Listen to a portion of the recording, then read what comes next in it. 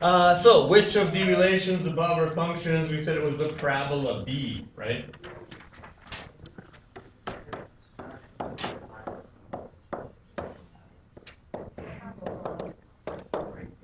The parabola. No, it's a parabola. Don't say parabola.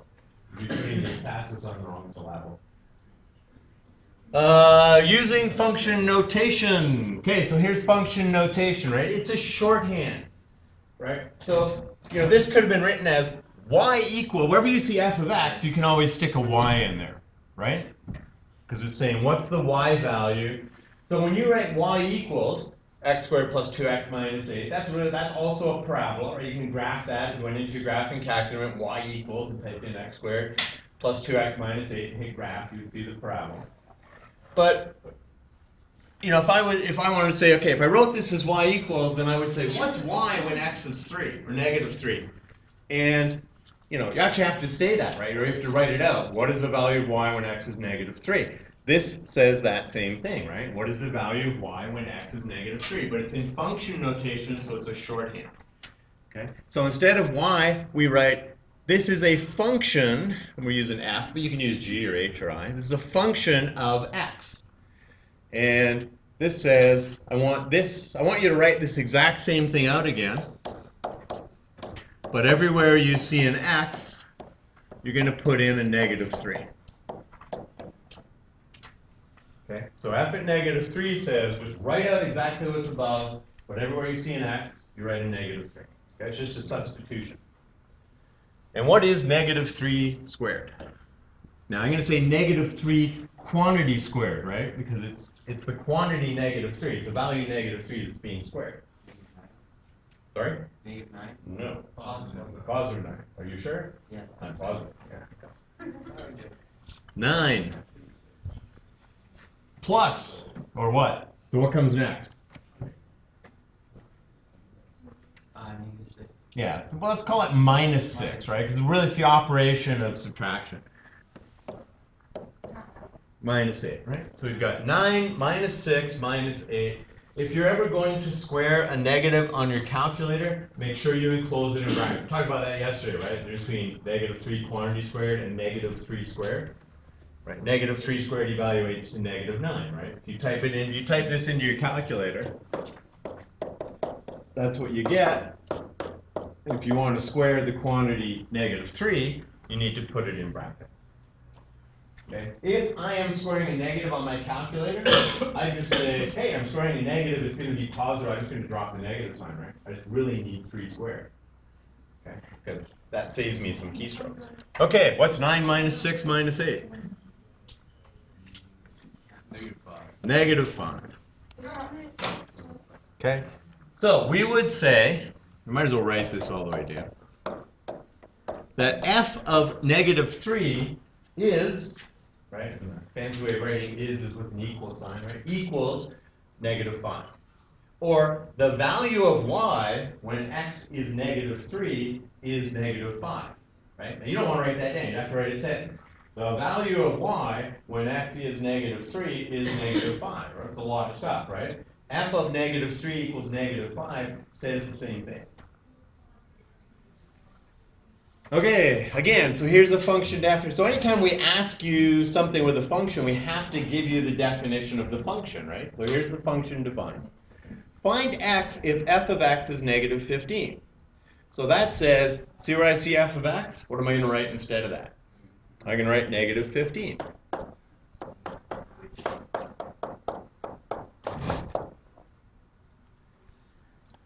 Okay, and we need to, well, the word find, it should say determine. Right? Did I miss that? No. We're supposed to find x, right? Yeah. So we have to have an x in it. I'm not doing f of negative 15, right? I'm saying when f of x, this says when y is negative 15, what's x? Right? And remember, when you see f of x, you can put a y in there instead. So this says, hey, f of x is negative 15, right? So instead of writing this, write negative 15. What do I do with the x? Nothing, right? We're going to solve for x. Why did we put negative 3 and all the x's in the other? Okay, that's different. This says f, now notice what's inside the brackets, negative 3. Oh. So, Okay, so function definition says you take whatever's in the brackets and you write it for x. Now in this case, it's like, hey, there's nothing in the brackets. Well, okay, there is nothing, it's an x. So what do I write? Well, all I do is I just replace the f of x with negative 15. This one says, what's y when x is negative 3? This one says, if y is negative 15, what value of x gives you that? so if this f and has a bracket around the negative, if it had a bracket around the negative 15, we put it in all the x's. If it was f bracket negative 15 bracket, then we would be doing this same idea, but it's not. This one says, hey, y is negative 15. What value of x gives you a y value of negative 15? Okay, so that's the function notation. Again, it's just a shorthand, right? Instead, I could have written y equals 2 bracket x minus 4 plus 5. What's the value of x when y is negative 15? Okay, instead we say find x when. Yeah, How much do I have to put in? okay. You should go. All right, how do we solve this? What do you want to do first? Get x to 1 Okay, so we want to isolate the x, and we have a couple of choices, right? We could expand, but I'm not going to, because what else could we do? Subtract 5 from both sides, right? So the idea here is I want to solve for x. So what I ask myself is, if I had an x, what order of operations would I do, right? So the first thing I would do is subtract 4 from it, right? Then I would multiply that by 2, and then I would add 5. Okay, so here, let's go up here. So number 1, I would subtract 4. Number 2, I would multiply by 2. And number 3, I would add 5. And then that would give me this value, right? Because I'm saying I don't really have, I'm just saying, well, how would I evaluate this if I had the x? So I want to go backwards. And when I go backwards, I also want to do the opposite. So instead of adding 5, what are we going to do? Subtract 5. We're going to subtract 5 from both sides. I'm going to show less detail today. Right, in other words, I'm not going to write the minus 5, I'm just going to do it. Okay. So, number 1, we subtract 5 from both sides. If you want to actually write it in, that's fine. Right? If you want to write negative 15 minus 5 equals 2 bracket x minus 4 plus 5 minus 5, you can, and then you'll get to here. Okay, I multiplied by 2. We're going backwards, going up. So instead of multiplying by 2, we divide both sides by 2. Negative 10 is equal to x minus 4. I can drop the brackets now because they're not, they serve their purpose, right? And going backwards, instead of subtracting 4, we add 4 and end up with. And at that point, I'm also going to switch sides. So instead of saying negative 6 equals x, it's an equals. It says both sides are the same thing. So it doesn't matter what order I write them in. Okay, so I could add 4 to this, get negative 6. Adding 4 to this just gives me my x, and just say x is negative 6. Okay, that make any sense? Good. Now, if we had said f of negative 6, right? So to check this, we can do this, right? So we have f of x is equal to 2. That's plus 5. So I'm saying, I think the answer is negative 6 for x. I think if I put an x value of negative 6 in there, I'm going to get negative 15, right? So let's work it out. So this is 2.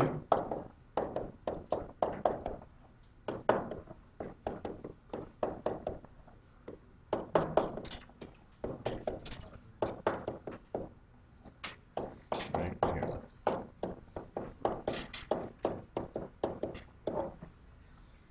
Okay, so we solve for x. We're just doing a check. I mean, I would never write that down, but I might do it in my head, right? Just sort of go in and just say, okay, so what's negative 6 minus 4 is negative 10, times 2 is negative 20, plus 5 is negative 50. Good, I've got the right answer, right? Like, it's something you can check. It's not some mystery. Hey, I solved for it, but I don't know if it's right or not. Yeah, you do. You can check. All right, any questions? Moving on.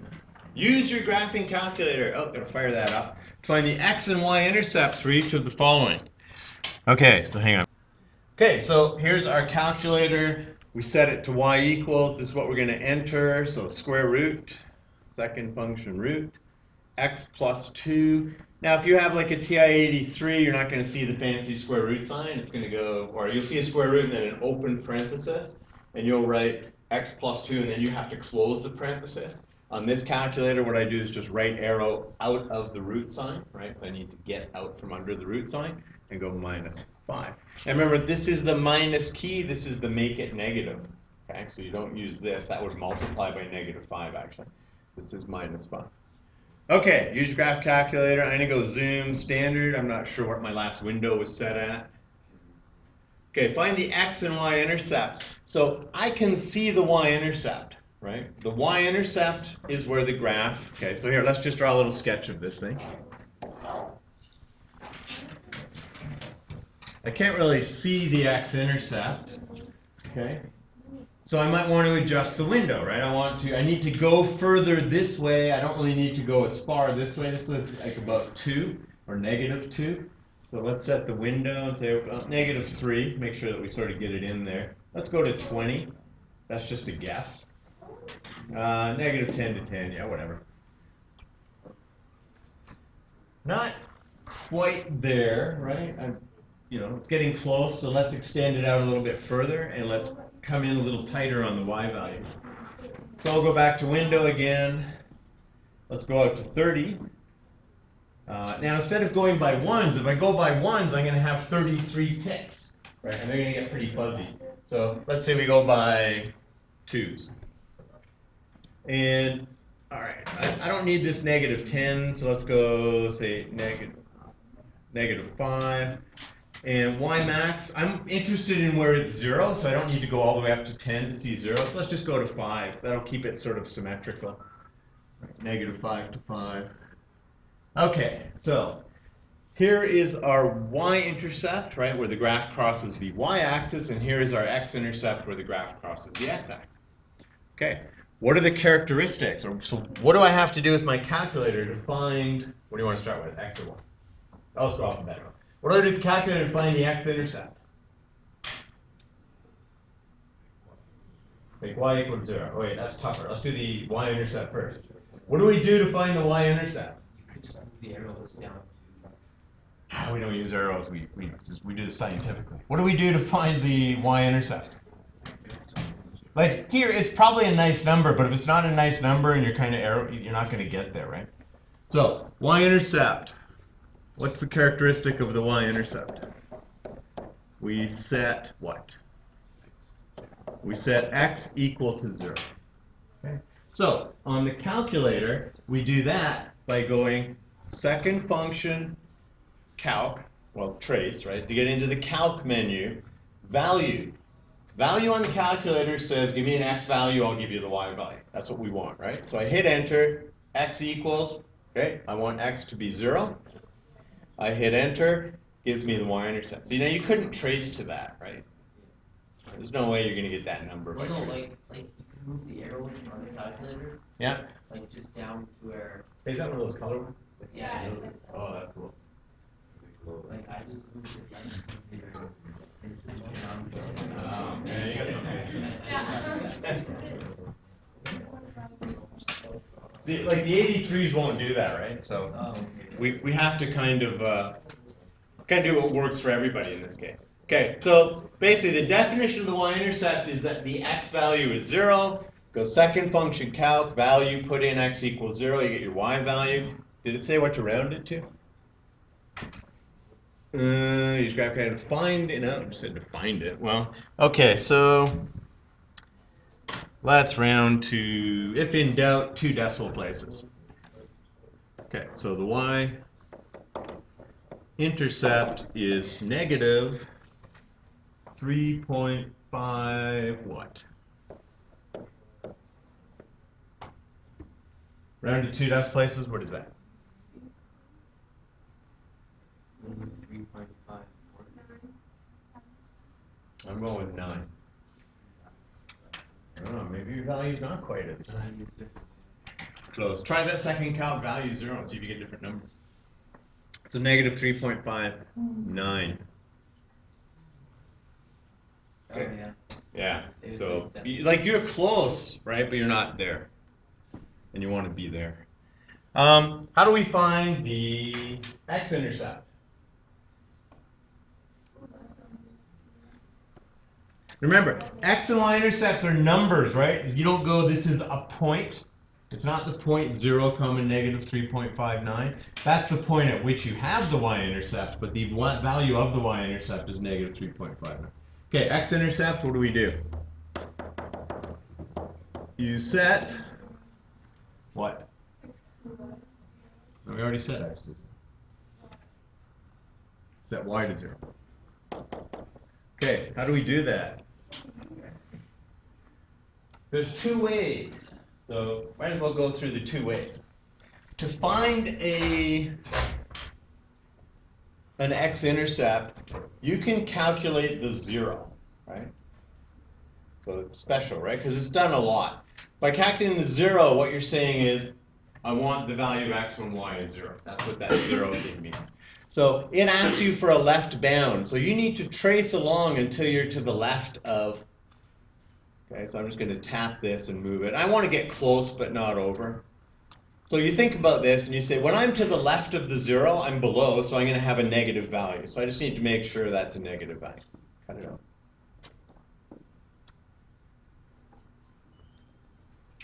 Okay, so I'm just going to get close enough. Okay, that's my left boundary.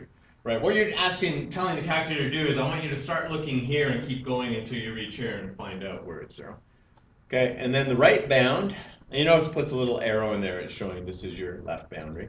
So I need to make sure this is positive, so I'll just click along. Okay, so it's positive now, and I hit enter, and then it wants a guess, and that just says go somewhere close, it'll take less time to find if you cut it out. Okay, hang on. There we go, close, right, negative 0.3, that's close. Hit enter. 23, x equals 23. Okay, so the x-intercept is 23.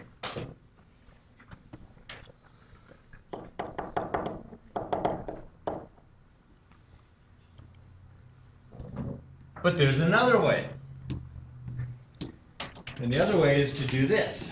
Go into y equals and go to y2 and you say, I'm looking for a specific y value. Okay, like the 0 works, but it only works when you're doing a 0. If I put y2 is equal to 0, okay, and hit graph, it's actually going to draw a line along here. You're not going to see it because it's right on top of the axis, right? I mean, it is the x-axis. That's y equals 0.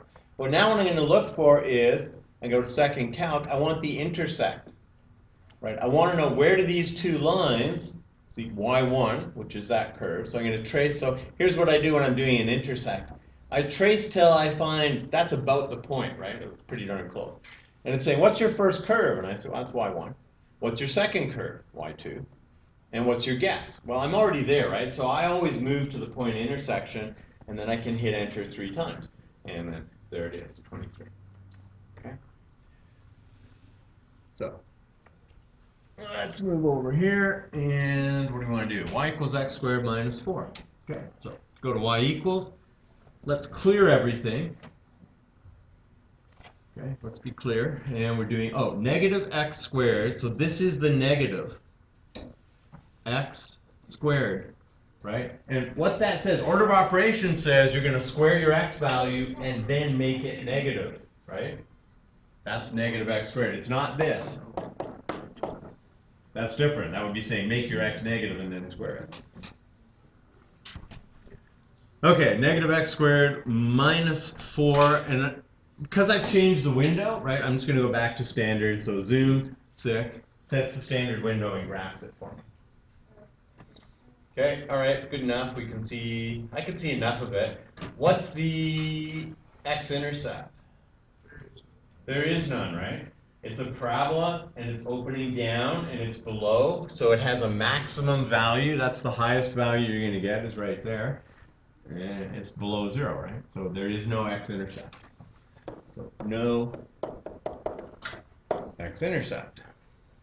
To find the y-intercept, you set x to 0, right? Second calc, value, 0, enter, negative 4. Please excuse the interruption. Any students that require books or are need to trade books with the last D to F, please proceed to the book room now. Did they already announce it? I missed hearing announcement. Okay, questions? So to find the x-intercept, you set y equal to 0. That's a little more difficult, right? So forget that. To find the y-intercept, you set x to 0. You go second calc value. Says x equals. You say 0. Hit enter. Out comes the number, right? Easy peasy. To find the y-intercept, you got two choices: second calc 0 or graph y2 equals 0. So I want to find that y value and find the intersection of the two lines. I like intersect because you don't have to do this whole left bound, right bound guess. Right? I'm going to go to the left and move here.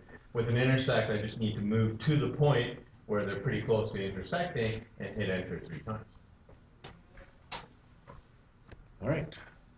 Radical expressions. So radical expression involves the following. You have a radical sign, a radicand, an index, and a coefficient. So we need to name this. What's this thing called? The index. So the index tells you, what root am I finding? What if there's no number written in here? It's a 2 and it's a square root. And seeing as the square root is the most commonly used one, we don't write the index. Right? You're never going to see a 2 in there. Okay? We only write the index if we're doing something other than a square root. What's this thing called? So we've done the index. I'm not rushing to write it, so perhaps it's not the radicand. Coefficient, right? So coefficient is a number that's in front of something, right? So we have like 2x squared, the 2 is the coefficient. So coefficient is just a number that's in front of.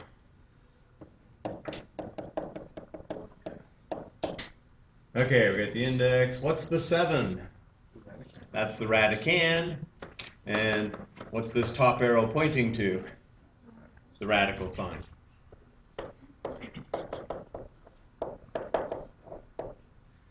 Okay, and that's the operator. That tells you, what am I doing? Well, you're doing a radical. Which one? I'm doing a cube root in this case, right? A cube root. You know where to find that on your calculator? I'll show you. You want a cube root, you can find it under math. Okay? And you see here, you got number 4 is cube root. So you type in a 4, and it'll give you, well, don't do that here. Okay, so you go to math, and 4, and it's cube root. I want the cube root of 7, and I hit enter, and there's the cube root of 7, right? If you want to do cubed, you can get it from here, but that's kind of, you might as well just go caret 3. It's about as many keystrokes, right? You got to hit math, and then so. If you want the xth root, in other words, if I want a root, like I want the 5th root, then what I have to do here is, so let's say I want the 5th root of 32. Then I say, I want the 5th root. And I go to math and say, that's it, right? See, notice how it throws it up in the index position? And then I type in the 32. What's 5th root of 32? It's an integer. It's a whole number.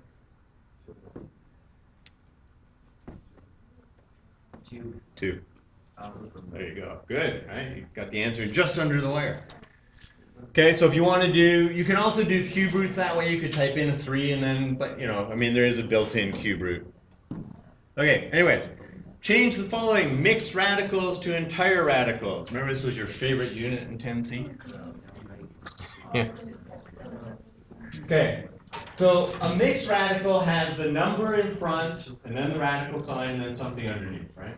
So this says it's 5 times the square root of 3. So what we need to do is we need to write the 5 as a radical. So what's 5? 5 is the square root of what number? 25. So basically, we take the 5 and we square it. And then we write it underneath the radical sign. And when I'm multiplying 2 radicals together, so the product of 2 radicals is the same as the radical of the product, right? 25 times 3, which is 75. So as an entire radical, we have root 75. As a mixed radical, which we'll do on the line below, we've changed back to a mixed radical, and we have to reverse that process, right? So 4 root 7. So it says write the 4 as a square root. So what's 4 the square root of? Basically, you just square the number, right? Write it under radical sign, you square it. So it's the root of 16 times root 7.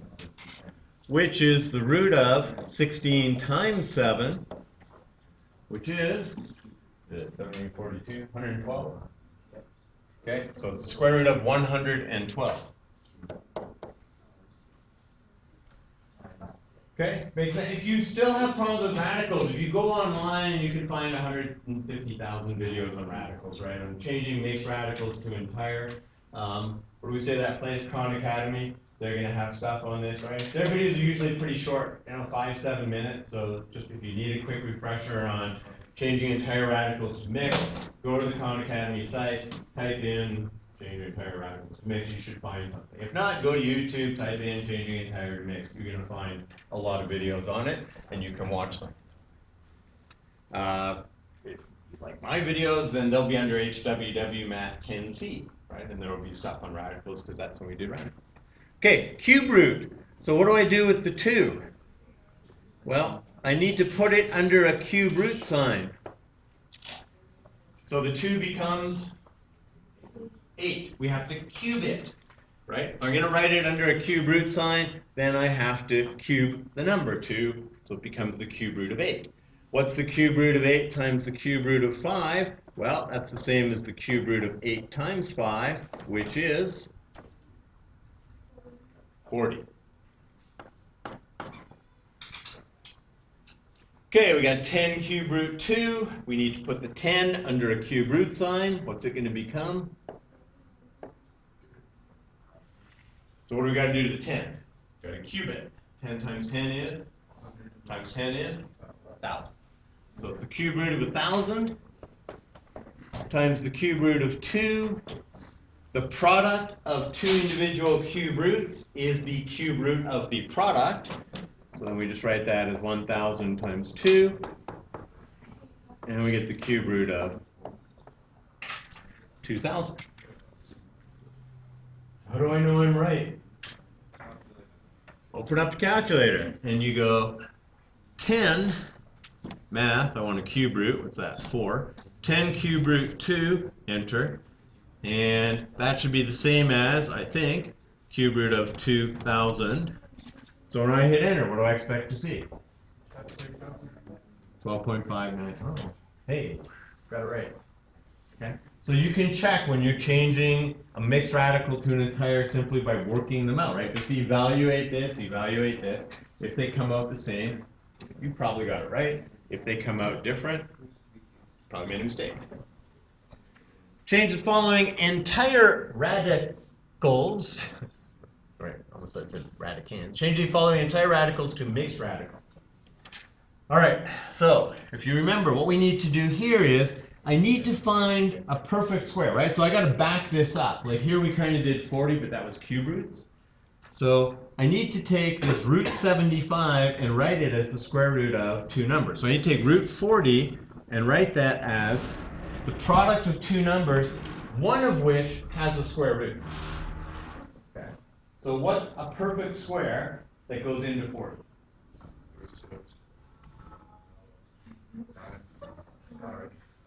So what's a number that has a square root? That's a perfect square. Perfect square is a number that has a square root. What's a number that has a square root but it'll go into 40? 20 doesn't have a square root. 4.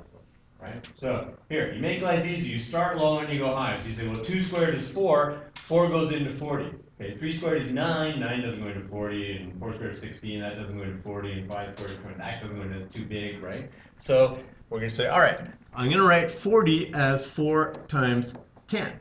Okay? I can write it as 8 times 5, but I don't get to do anything with that, right? Because we need to now do what? Well, we're kind of working our way backwards, right? So we're starting with root 40, writing it as 4 times 10. Now I split up the square roots. Root 4, root 10. What's the square root of 4? 2. Root 10. How do I know I did that right? Or how do I know I'm done? I look at the 10 and I say, are there any perfect squares that go into 10? Right? Because maybe I took out a 4, but I should have taken out a 16. Right? Or maybe I took out a 4, but I should have taken out a 64, because 64 is also a perfect square. I did differently and I got 2 cube root 5. I'll make the same answer. It's not a cube root, it's a square root. Oh, Square root of 40. Yeah. Sorry, Yeah. You did this. We already did this, but that's a cube root, man. That's a square root. So you need to pay attention to the index, right? You need to work with it. So if I'm doing a cube root, well, let's wait. We'll get to a cube root in a minute. Root 75. What's a perfect square that goes into 75? 25. So we write this as the root of 25 times 3. We then split that up into root 25 root 3. And root 25 is, so we get 5 root 3.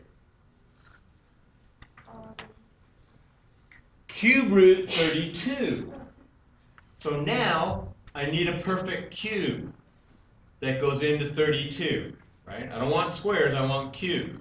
Start with 2. What's 2 cubed? 8. Okay, no point in going 3 cubed is 27, right? That's not going to go into 32. So this will be the cube root of 8 times 4. Okay? So if we're doing cube root, we need a perfect cube. I always write that first, so then I split this out and say, okay, that means it's the cube root of 8 times the cube root of 4. The cube root of 8 is 2. So this is 2 cube root 4. Okay. How do I know they're the same? I can work it out, right? So you're handing in a test earlier, you're saying there's radicals on it, you're saying, hey, I've checked these over, right? Like I made sure with my calculator they're the same. Cube root of 5,000. Well, like we already did this, right? We know that 1,000 is a perfect cube, right? Okay. So it's the cube root of 1,000 times 5. Okay. So if it's the square root, this thing needs to be perfect square. It needs to have a square root, right? If it's a cube root, this thing needs to have a cube. Okay, so that's the cube root of 1,000 times the cube root of 5, and the cube root of 1,000 is 10. So it's 10 cube root 5. Okay, any questions? And this is supposed to be a review, but you know, if you need more on top of this, certainly feel free to ask me any questions, right? We've asked you a few questions in the booklet you've got. And is that it? Surprise, it's over.